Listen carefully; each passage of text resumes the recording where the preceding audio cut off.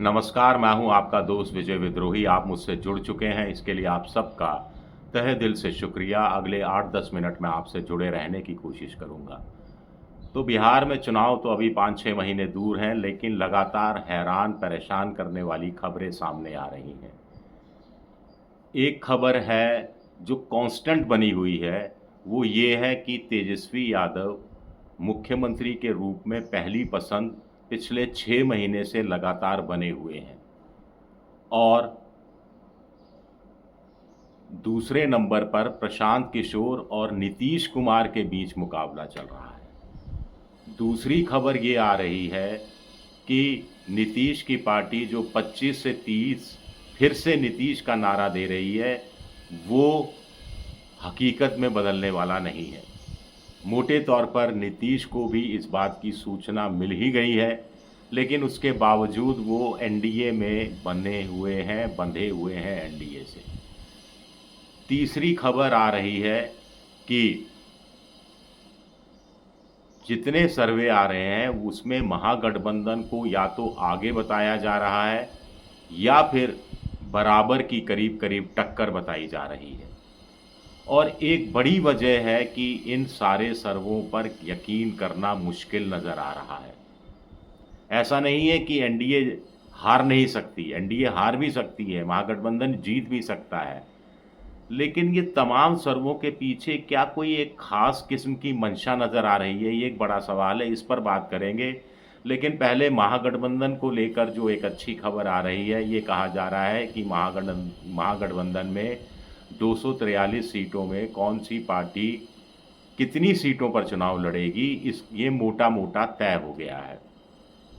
अभी कुछ दिन पहले खबर आई थी कि कांग्रेस 90 सीटें चाहती है, 90 से कम पर सहमत नहीं होगी।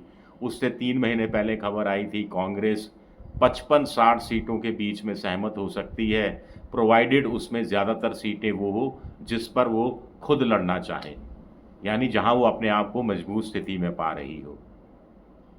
पिछली बार कांग्रेस 70 सीटों पर चुनाव लड़ी थी, फिर सिर्फ 19 सीटें जीत पाई थी। इस बार जो खबर आ रही है वो कह रही है कि लालू प्रसाद की पार्टी 243 में से 138 सीटें पर चुनाव लड़ेगी। 138 सीटों पर लालू प्रसाद यादव की पार्टी चुनाव लड़ेगी। वीआईपी पार्टी मुकेश सहनी की पार्टी के लिए 18 सीटें छोड़ी गई हैं। वाम मोर्चा जिसमें सीपीआई, सीपीएम, माले गुट शामिल हैं, उनके लिए 30 सीटें छोड़ी गई हैं। 24 सीटें अकेले सीपीआई मांग रही थी, 6 सीटें इसका मतलब माले और सीपीएम के खाते में जाएंगी, तो 30 सीटें उनके लिए छोड़ी गई हैं। पिछली बार अवाम मोर्चे का बहुत शानदार प्रदर्शन रहा था। 18 या 19 सीटों पर वो चुनाव लड़े थे और 12 सीटों के आसपास उन्होंने जीती थी। अब बच गई 57 सीटें। तो क्या कांग्रेस 57 सीटों पर लड़ेगी? नहीं, कांग्रेस 54 सीटों पर चुनाव लड़ेगी और 3 सीटें छोड़ दी गई हैं पशुपतिनाथ पारस के लिए कि अगर वो महागठबंधन ज्वाइन करना चाहते हैं तो उनको 3 सीटें दे दी जाएंगी। अगर वो 3 सीटों पर लड़ना नहीं चाहते या गठबंधन में नहीं आना चाहते तो ये 3 सीटें आपस में लालू की पार्टी, कांग्रेस की पार्टी और वाम मोर्चा एक-एक सीट बांट लेगा। यानी उस स्थिति में 139 सीटों पर लालू की पार्टी होगी, 55 सीटों पर कांग्रेस होगी और 31 सीटों पर वाम मोर्चा होगा। अब सर्वे पर आते हैं। ज़्यादातर सर्वे बता रहे हैं कि बड़ा नज़दीकी का मामला है और महागठबंधन बहुत कम अंतराल से आज की तारीख में जीतता हुआ दिखाई दे रहा है। हालांकि बहुत से जो पॉलिटिकल पंडित हैं, पत्रकार हैं, उनसे मेरी बात हुई तो उनका कहना है कि उनके हिसाब से अगर वो कागज़ों में गणित लगाएं, जाति कौन सी कितनी जातियां किस गठबंधन के साथ हैं, तो इस हिसाब से एनडीए भारी पड़ता है। लेकिन मामला नज़दीकी होता जा रहा है। जो पत्रकार आज से कुछ महीने पहले कह रहे थे कि 70-30 एनडीए के पक्ष में है, यानी 70% चांस एनडीए का है, 30% चांस महागठबंधन का है, वही पत्रकार अब 60-40 की बात करने लगे हैं। कुछ लोग 55-45 की बात करने लगे हैं कि 55% चांसेस एनडीए की है, 45% चांसेस महागठबंधन की है, लेकिन सर्वे तो दूसरी कहानी बता रहे हैं। अब इसमें लेटेस्ट सर्वे की बात की जाए तो लेटेस्ट सर्वे देखा जाए सी वोटर का, जो जून के तीसरे सप्ताह में किया गया लेटेस्ट सर्वे है। लेटेस्ट सर्वे बताता है कि मुख्यमंत्री के रूप में पहली पसंद तेजस्वी यादव बने हुए हैं 35% के साथ। हालांकि फरवरी में वो 41% के साथ थे, अप्रैल में 36% के साथ थे और गिरावट आई है 35%। नीतीश कुमार फरवरी में 18, अप्रैल में 15 और लेटेस्ट सर्वे में 17%। तो दुगना फासला तेजस्वी यादव का है। लेकिन दूसरे नंबर पर नीतीश नहीं है, हैरानी की बात है। दूसरे नंबर पर प्रशांत किशोर हैं, पीके हैं। फरवरी में 15, अप्रैल में 17 और अब 18।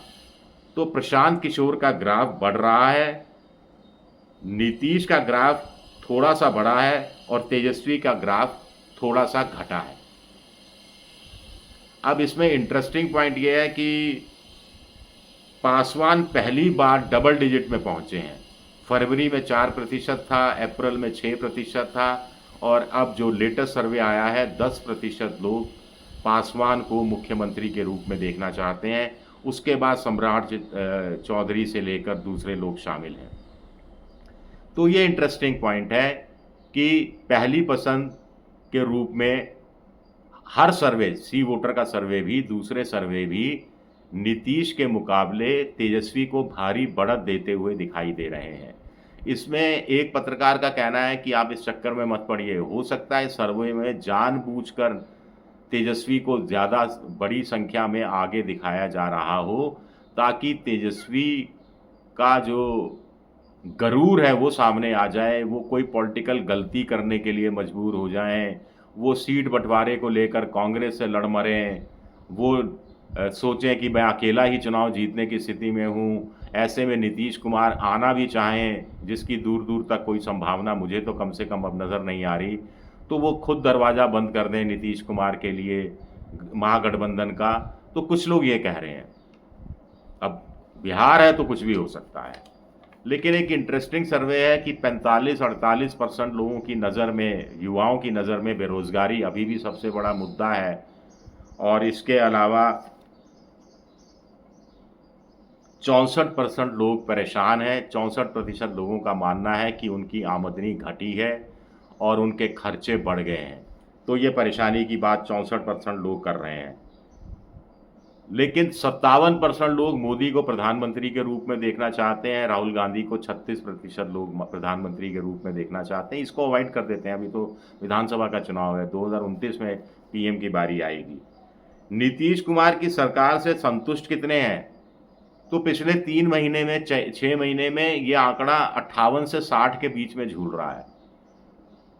बड़ी इंटरेस्टिंग बात है कि 58 से 60% लोग नीतीश की सरकार से संतुष्ट बताए जाते हैं, लेकिन 64% लोग ऐसे हैं जो कह रहे हैं उनकी आमदनी घट गई और खर्चे बढ़ गए।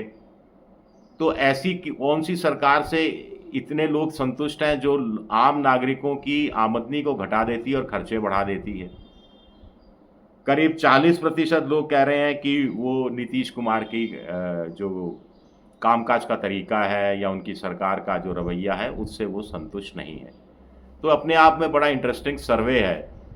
मैंने तो सर्वों पर यकीन करना बंद कर दिया। अगर आप सर्वों पर यकीन करते हैं या नहीं भी करते हैं तो ये शाम को दोस्तों के बीच में चाय की दुकान पर चाय की चुस्कियाँ लेते हुए गपबाजी तक के लिए तो ठीक है, मनोरंजन के लिए ठीक है।